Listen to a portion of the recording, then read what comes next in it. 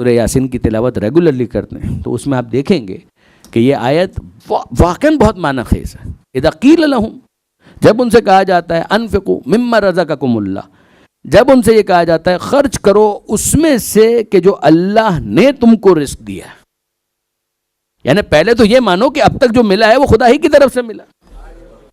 قال الذین کفروا، تو جب ان سے یہ کہا جاتا ہے تو وہ کہ جنہوں نے کفر اختیار کیا وہ کہتے ہیں کن سے؟ للذین آمنوا، صاحبان ایمان سے، انطعموا، ہم کھلائیں، من لو یشاء اللہ اطعمہ، جن کو اگر خدا چاہتا تو خود کھلا دیتا. آپ نے غور فرمایا یہ پھر بدتمیزی کا جملہ، انطعموا، ہم ان کو کھلائیں، من وہ، لو یشاء اللہ، کہ جن کو اگر چاہتا خدا تو خود کھلا دیتا. خدا تمہیں یہ شرف دینا چاہ رہا تھا کہ تم وہ سپلائی لائن بن جاتے، مگر بجائے اس کے کہ تم خدا سے اس شرف کو قبول کرتے تم نے خدا ہی پر اعتراض کر دیا. کہ یہ دنیا دار امتحان ہے. مَلَّذِينَ فُضِّلُوا بِرَادِّ رِزْقِهِمْ عَلَىٰ مَا مَلَكَتْ أَيْمَانُهُمْ، وہ کہ جن کو زیادہ رزق دیا گیا پلٹا کیوں نہیں دیتے؟ آپ ذرا غور فرمائیں، پلٹا کیوں نہیں دیتے؟ رَادِّ رِزْقِهِمْ، پلٹانے کا مطلب کیا ہے؟ تھا ان کا، تمہارے پاس امانتاً آیا ہے، جو تم ان کو دو گے وہ تمہارا نہیں ہے، تم ٹرسٹی ہو، تم امین ہو. اب اگر تم ان تک نہیں پہنچا رہے تو یاد رکھنا تم امانت میں خیانت کر رہے ہو. مَلَّذِينَ فُضِّلُوا بِرَادِّ رِزْقِهِمْ عَلَىٰ مَا مَلَكَتْ أَيْمَانُهُمْ، وہ جو ان کے ماتحت ہیں، جو سبارڈینیٹس ہیں، کہ جو بیچارے کمزور ہیں، تو بھوک تو اس کو بھی لگتی ہے، اس کا بھی بچہ بیمار ہوتا ہے تو اس کو بھی علاج کی ضرورت ہوتی ہے، اس کے گھر میں بھی جب شادی ہوتی ہے تو اس کو بھی زیادہ رقم کی ضرورت ہوتی ہے. ہم یہ نہیں کہہ رہے کہ تم جھونپڑے میں چلے جاؤ، مگر اتنا لحاظ تو کرو کہ اگر تمہیں خدا نے وسعت دی ہے تو کچھ ہم نے تمہارے مال میں واجب کر دیا کہ نکالو، اور کچھ ہم نے تمہارے ذوق عبادت پر چھوڑ دیا کہ اپنی مرضی سے انفاق کا جذبہ پیدا کرو. اس کے لیے تمہیں بہرحال ایک ایفرٹ تو کرنی ہے. اب جس کو جتنا دیا اور جو دیا، اگر کسی کو مال دیا تو وہ مال میں سے انفاق کرے، اگر کسی کو علم دیا تو وہ علم میں سے انفاق کرے، اگر کسی کو تجربہ دیا تو وہ مشورے کے ذریعے سے انفاق کرے، اگر خدا نے صحت دی ہے تو وہ کار خیر میں، سوشل ورک میں آگے بڑھ کر اس انداز سے انفاق کرے، اور اگر وہ نہ کرے تو پچھتانے کے لیے تیار ہو جائے. یہ سورہ مومنون کی ایک اور آیت ہے جو اس تعلق سے مجھے بہت پسند، کہ آپ ذرا دیکھیے کہ اس کے اندر کیا کہا جائے. انفقوا مما رزقناکم من قبل ان یأتی احدکم الموت، خرچ کرو اس میں سے کہ جو ہم نے تم کو رزق دیا ہے. دیکھیے اصرار کس بات پر ہے؟ ہم نے رزق دیا، اللہ نے رزق دیا. اگر تم یہ سمجھ رہے ہو کہ یہ تمہاری کلاکاری ہے تو پھر ہم تم سے بات نہیں کر رہے، پھر تم سے بات ہوگی قیامت میں، پھر تم سے مرتے وقت ہمارے فرشتے بات کریں گے، پھر وہ معاملہ دوسرا ہے.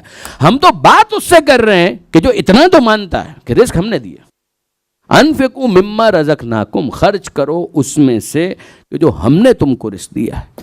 من قبل ان یأتی احدکم الموت، اور یہ کر گزرو اس سے پہلے کہ موت کے عفریت کے پنجے آ کر تم کو دبوچ لیں، پھر وہ وقت ختم ہو جائے گا. من قبل ان یأتی احدکم الموت، انفقوا، خرچ کرو، مما رزقناکم، جو ہم نے تم کو رزق دیا ہے اس میں سے، سارا نہیں مانگ رہے، اس میں سے. من قبل، اس سے پہلے ان یأتی احدکم الموت، کہ موت کے عفریت کے پنجے آ کر تم کو دبوچ لیں، وقت آخر آ جائے اور رحیل کی صدا آ جائے.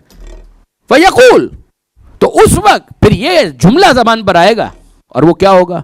رب، اے میرے پروردگار، لولا اخرتنی الی اجل قریب، مالک ذرا سی مہلت دے دے، مالک ذرا سی مہلت دے دے. کہ کیوں؟ فاصدق، تاکہ جاؤں اور کچھ تیری راہ میں صدقہ کر دوں، واکم من الصالحین، اور میں صالحین میں شامل ہو جاؤں. یہ پچھتاوا ہے، یہ ریگریٹ ہے کہ پہلے جب موقع ملا تو نہیں کیا، اور اب وقت آخر وہ پچھتا رہا ہے. اور وہ کیا آ رہا ہے؟ اصدق واکم من الصالحین، تھوڑا سا کچھ صدقہ کر دوں اور پھر صالحین میں شامل ہو جاؤں. وَلَن يُؤَخِّرَ اللَّهُ نَفْسًا إِذَا جَاءَ أَجَلُهَا، نہیں ہوگا، ہرگز نہیں ہوگا. اگر اجل حتمی کا وقت آ گیا تو پھر آ گیا. وَلَن يُؤَخِّرَ اللَّهُ نَفْسًا إِذَا جَاءَ أَجَلُهَا، یہ اجل کا لفظ اجل غیر حتمی کے لیے بھی استعمال ہوتا ہے، اجل حتمی کے لیے بھی. یہاں پر اجل حتمی کہ وہ آخری وقت، کہ جو مہلت کا آخری لمحہ تھا وہ آ گیا تو پھر آ گیا. پھر اس کے بعد ڈیلے نہیں کیا جائے گا، پھر اس کے بعد مزید تاخیر کی کوئی گنجائش نہیں ہے۔ اس پچھتاوے کو دوسری جگہ پر بھی آپ کو ملے گا، اے پروردگار رب ارجعون لعلی اعمل صالحا، اور وہاں پر الگ انداز سے پروردگار عالم نے اس پر تبصرہ کیا کہ یہ کہتے ہیں جب ان کا وقت آخر آتا ہے مالک پلٹا دے، پروردگار پلٹا دے، شاید اب کے میں جا کر عمل صالح انجام دوں۔